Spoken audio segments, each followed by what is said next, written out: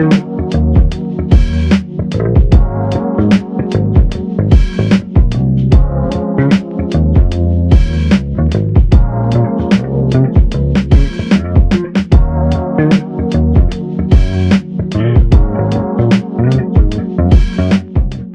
up guys, it's Dr. back with another video, and in this video we're going to be taking a look at this $39 mechanical keyboard from Kmart, and should you get one. Recently Kmart brought out this mechanical keyboard. Well, actually they first brought out this fully plastic mechanical keyboard, and this one was $39, but it had a major issue where the plastic would bow in the center. So they stopped making that one, and then they brought out this one for the exact same price, but it has a few upgrades to stop the bowing, as I'm going to be talking about very soon.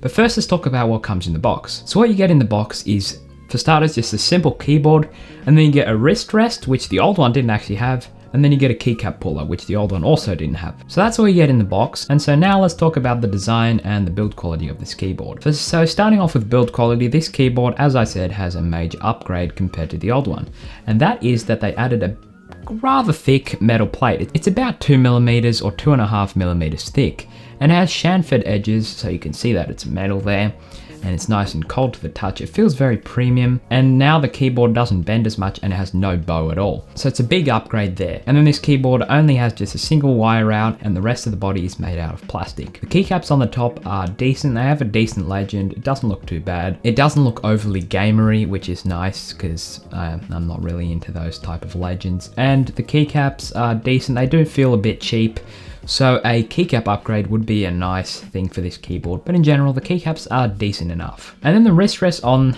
this keyboard is quite nice as well. It's made out of a decently thick plastic, has nice rubber feet on the bottom, and I can't complain here at all. So this keyboard is a full-size keyboard, 100% full-size keyboard, and it doesn't really have much bezels around, so it feels nice and compact, and it looks quite clean in my opinion. And then the wrist rest has a nice little, like, a bit of an angular design to it. This wrist rest is a little bit overly angular in my opinion, but for most people it's perfectly fine. So let's move on to the lighting of this keyboard. So the lighting on this keyboard is a permanent color lighting, so it's not RGB, but it is colorful. So it goes from red, yellow, green, blue, and then purple, pink. So those are the colors, and they stay like that. You don't have any options there, but you'd have like lighting effects like pulsing, you know, just all your different lighting effects to go through, but that's pretty much all you have with the lighting. You can change the brightness, but I've noticed that the brightness on this keyboard is very low, so that is one thing to keep in mind. Like, compared to a screen and everything, or just an ordinarily lit environment, it may be a bit hard to see the lights, but when you turn off the lights in your room, then you'll be able to see it really well. So it is a little bit of a dimmer keyboard, but it doesn't really matter. The only thing I'd like to mention with this is I wish they went with a simple one color lighting design, like a simple white, because then that would have made this keyboard a lot more versatile for people that aren't gamers, like me myself. I mean, I wouldn't consider myself a huge gamer. I'm not really into the RGB and all that. I would have preferred a simple white clean design, because this is stuck in this permanent RGB, so like you'll have to have like a really RGB theme to your setup for it to go with your setup well. But I understand like how Kmart thought this was a good idea, because they're coming from a marketing perspective of gamers like RGB and all that type of stuff, so this is the best option.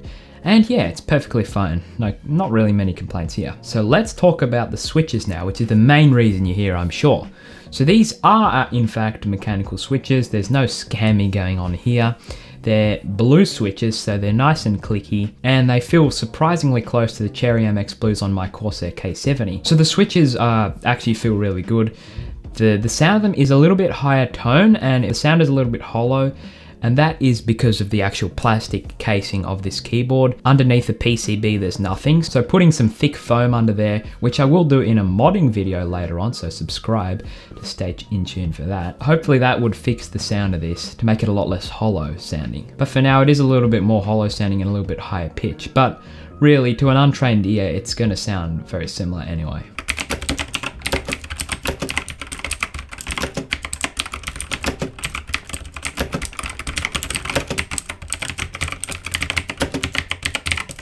The only thing with these switches is it's a bit hard to tell how they'll hold up over time, but I have already experienced a couple of issues.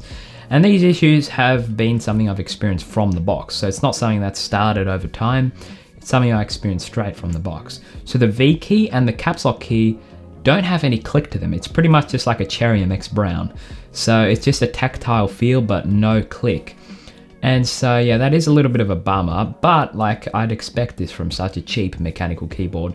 So it's not really a big issue for me. I mean, it's not that noticeable because they still sound reasonably loud, so it does kind of blend in quite well with the rest of the keys. It's just something to keep in mind that these keyboards, since they're so cheap, over time the switches I'm sure will degrade and everything. But for now, you know, these switches and everything, they're quite good. But if you do experience a lot of these type of issues, then you can go over back to Kmart and give it back, and I'm sure they'll give you a replacement. So to wrap things up, should you get one of these keyboards? Well, if you have a tight budget of around $40, then this keyboard is a very good value actually. I'd say there are a few keyboards that are the same price, which are probably a little bit better. But since Kmart is so easy to get to, and you don't have to order online or anything, you can just go straight there, then this could be a really good option. And I'm sure Kmart's going to get a lot of sales from this because of Christmas now and everything. And just saying, this video was recorded before Christmas. So, I mean, this is a good keyboard in general, and I would recommend it for the price. There are a few shortcomings, as I mentioned, like the fact that the whole thing is lit in different colors, but that is more of a preference. The only thing that is a little bit annoying is that V and caps lock key that have a little bit of a defect there. But if yours doesn't have a defect, then you're good to go. And I am going to do an update video on this in like half a year to a year's time to see how well it's held up, because I'm going to be dailying this keyboard for quite a while now, so we'll see how it holds up over time. So with all that out of the way, hope you guys did enjoy the video, and if it did help you out, drop a like on the video. If it didn't, drop